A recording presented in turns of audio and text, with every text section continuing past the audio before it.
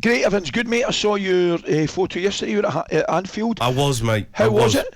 It was incredible, mate. To be honest, the atmosphere was electric. There were times when, obviously, Aston Villa went 1-0 up and then 2-0 up. I've never seen a crowd so loud in my life, honestly. They erupted when it went 1-0. And Liverpool tried to, make it happen, and they were struggling, to be honest, Ali.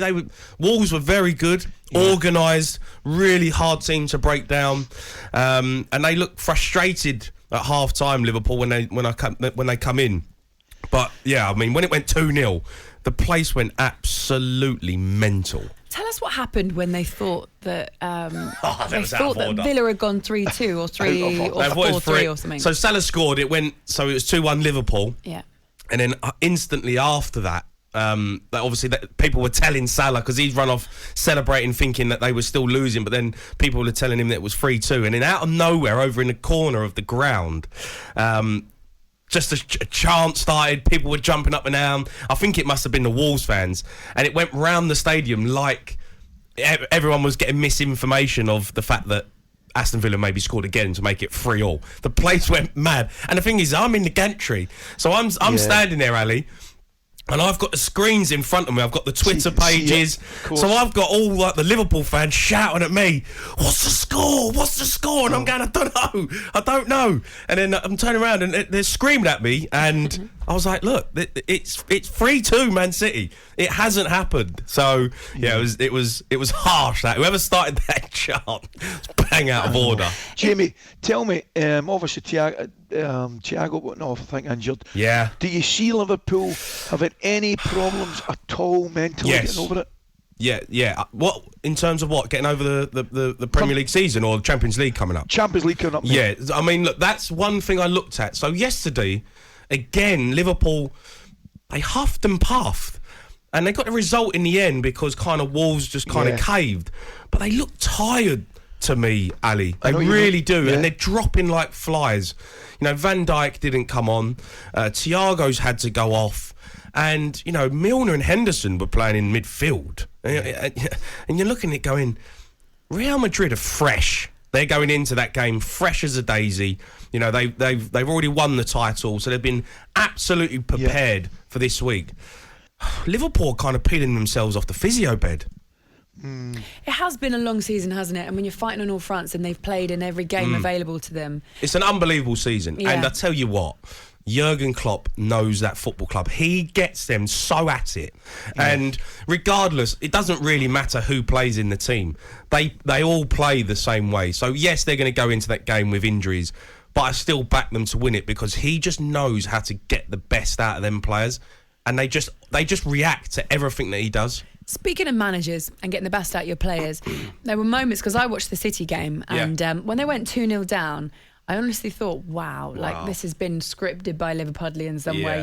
They're actually going to do this, and it was incredible. Coutinho getting the second as well. The place went wild. Where's Gabby, by the way? What are Villa doing? Seriously, what are they doing? Steven Gerrard he must have been so annoyed at his team. You're winning 2-0 at the Etihad and you concede 3 goals in 5 minutes. That's pathetic. Tell me what they were doing wrong, because I suppose you wouldn't. I wasn't there. Game back. I think they were trying to win the ball back and trying to attack again. And it's almost like when you're at 2-0 up, Ali McCoy, what should you be doing at that point? If you're Villa and you're looking back on this in hindsight. Well, hindsight, if you're Villa, you just want the game to continue the way it's going, because you look as though you can hit them on the counter, and they were hitting them on the counter.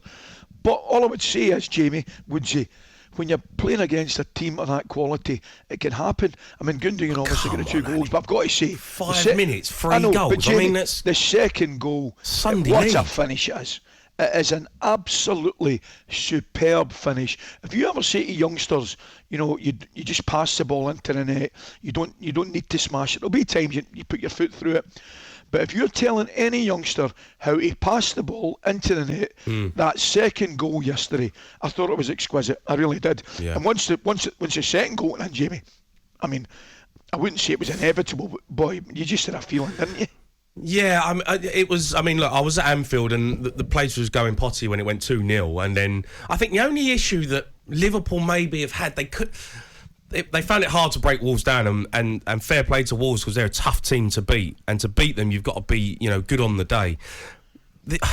I feel like Liverpool could have maybe put a bit more pressure on Man City when they went 2-0 down. If Liverpool winning the game comfortably, I think that seeped through to the Etihad, thinking, oh my God, we are actually going to lose the title here, and it actually brings on more pressure. Jamie, but because Liverpool weren't winning, I think they kind of got. Man City could be like, right, look, I get that. It's still, we might only need a point. Yep, I just said that maybe at 7:30, Jamie. I think the interesting thing was Liverpool scored their second goal after City scored their third. Yeah. Had it been another way about, it would have been interesting. Yeah, it was crazy. I want to ask you, because I know that we all want to talk about all the great things that happened on the final day of the season, and we do that, and I'm glad that we've been able to do that. But we've got to talk about these pitch invasions because they're just getting, they're ridiculous. Out of control. It's not. You know what? It's already reached that level where we've seen it happen in the lower leagues, and we know what's going on. And we've got to try and stop it. And I understand that you can't just go, right, let's get more police to these events because that costs money. And it's a lot of money, and perhaps clubs don't have that kind of money. But really, at the Etihad, the final game of the season, come on, why is it? Guys are saying about this as well. Can, in some degrees, understand if you want to run onto the pitch and celebrate your team's win, but not to run on the pitch and abuse people and hit people. Robin Olsen had a couple of incidents as he was trying to get off the pitch where the word assault has been used. He was assaulted. Yeah. Manchester City have said as soon as they find the people who do that, they'll be banned for life.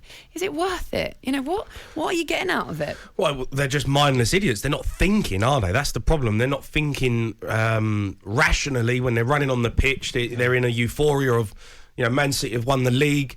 And, I mean, what possesses someone to go on a pitch and, even go near a player? If anything, you go on there and just be a gentleman and be an adult and be like unlucky or that's what I don't. I just don't get it.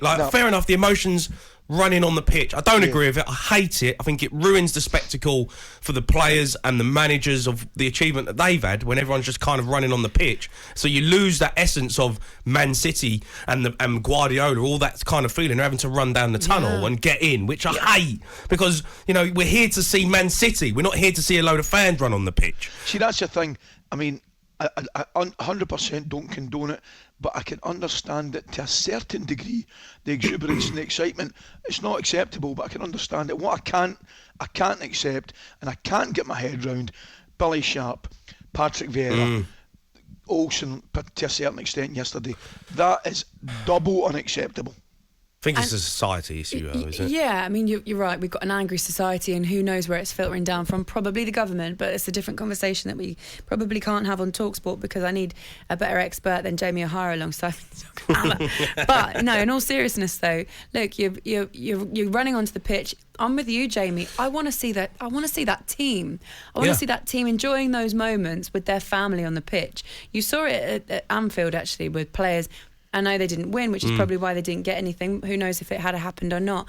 But they had the opportunity to take their families, their kids out onto the pitch, thank the fans, have a little kickabout with the kids. I love moments like that and literally memories like that. Yeah, and you've got to run down the tunnel for your own. I was watching Kevin De Bruyne get escorted out by 2 or 3 security guards around him. People trying to grab him. It was uncomfortable watching. It was really uncomfortable. And look, I'm not saying that Liverpool fans wouldn't have run on the pitch, but I was around Liverpool and I was and I always kind of feel quite safe at Liverpool. The fans are always kind of really nice outside. And maybe they're used to success, that they don't need to run on a football pitch. I don't know, because I was chatting to a couple of the security guards and I said, if they win it, it's going to go mad. They're all going to run on a pitch. And he said, no, I don't think they will. I don't think they had a feeling that wasn't going to happen. And I think maybe Liverpool are used to winning things, that they don't need to kind of do anything stupid like that. Yeah, but City are used to winning things as well. I think it's almost fueled by other pitch invasions because we've seen quite a lot. I agree with that as well. Yeah, I think they're knowing they can get away with it. Yeah, like if they're doing it, let's doing it. Yeah, I agree with that. We're not the majority. I mean, it's a very, very small. Maybe 1 or 2 people that decide to actually physically assault somebody. The rest are just trying to enjoy themselves. By the way, it's scary, Laura. I've been in a picture. I'm sure Ali has as well. It's not a nice experience. As a player, all right, fair enough. If you've lost, you're running off the pitch thinking you don't know who these people are, and I've said this before. You don't know who they are. You don't know what they've got on them. You don't know where this could go. Are they coming up for a picture, or are they coming up to give you a right-hander? You don't know that feeling, and that is a horrible feeling. If you was in the street and you had all them people running up to you, you'd be running for your life because it's not a nice experience. It really isn't. I noticed that as well, where there were fans that were climbing on the goal, which I'm sure seemed great at the time, and they snapped the goal, and there was a kid actually literally hanging onto the crossbar. Could kill him. And it got to that point where you're kind of like, why are we seeing this? And do we want to be seeing this? And how do you police that? You've got stewards that are in the stadium at the time that aren't getting paid a lot of money at all, that don't have the tools that you need to stop thousands of hundreds of fans coming onto the pitch and doing that. Do you start to hand out really strong punishments? Do you say, right, lifetime bans for anyone that comes onto the pitch at all? I don't care if you're being abusive or not. Lifetime ban. Do you dock the team points next season? Can't do that. Why can't you do that? I just don't think you can. I don't think you can stop them because it's mindless idiots who are running on the pitch, and the teams are going to suffer for it. I just don't think that works. But you can control the mindless idiots. You know it's going to end up. You can't control hundreds and hundreds of people. It's going to end up like Wembley. That's where it's going to end up. Maybe. That's what it needs to then. With the fences round the pitch. Yeah. That's how it's going to end up. Because at the moment, I can't see it changing. You can't get people off the pitch at the moment. The fans are not they're running on there. The stewards are, they're not going to get involved in it, and there's not enough police. If I'm saying to you, Jay, next season, you guys had a pitch invasion, therefore we're going to dock you 3 points next season at the beginning of your season. I think the majority of your fan base are going to go, we don't want that, we're not going to do it.